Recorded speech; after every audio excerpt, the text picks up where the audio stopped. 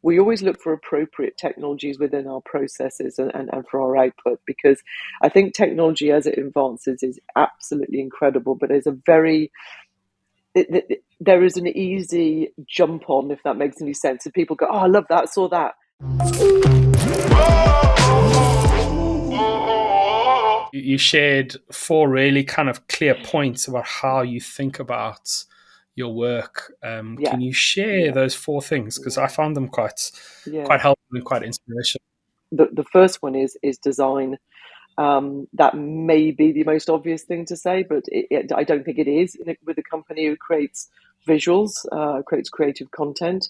My background, my education was graphic design. I then went on to do a master's in visual communication. So it's very much the foundation, the grounding point of the work we do is very much about creating beautiful aesthetics. Now, a lot of the things that we work on, can be very hard hitting. We've done a lot of work around World War One, World War Two. They're very dark stories, but that doesn't mean they can't be beautiful. The second one, leading on to that, is very much about storytelling. It's sort of fundamental. These things have got, everything is a story. Everything has a story to tell, even if it's quite ambiguous or abstract. There is something there that you're telling.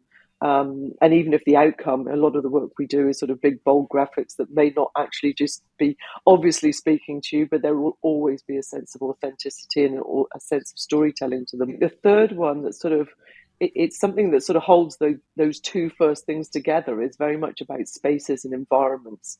We often get clients come to us and they sort of say, we want some content, and can you start doing it? We don't know where this is going to happen yet.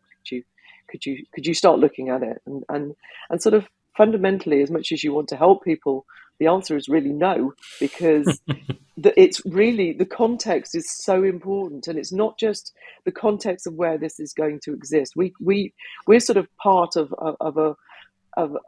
part of our job is sort of creating these magical worlds, and you can't do that without knowing the context of where that's going to be.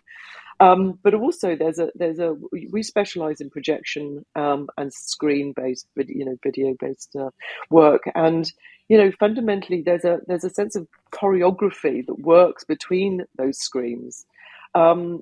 Often, yes, it's just something that plays out on one screen, but often or not, it's not. There's an interplay. You'll throw something over to the right, so people look over there while something's happening over the left. There's a sense of sort of theatrical performance. So understanding environments and very much working within that context is hugely important.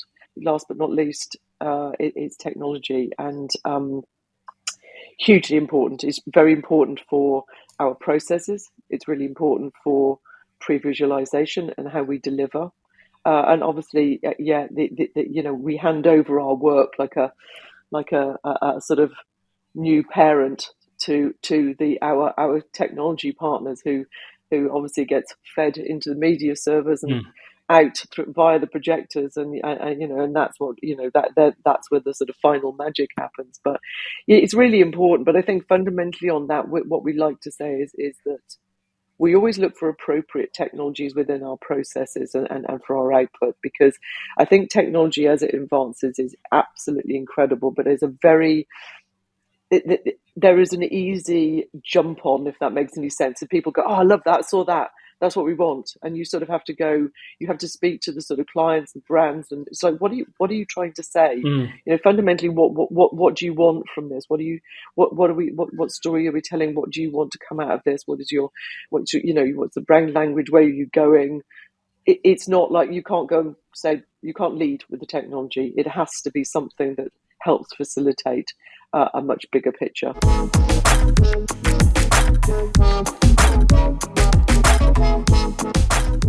It seems like all the good tech companies were started in a basement or in like a garage.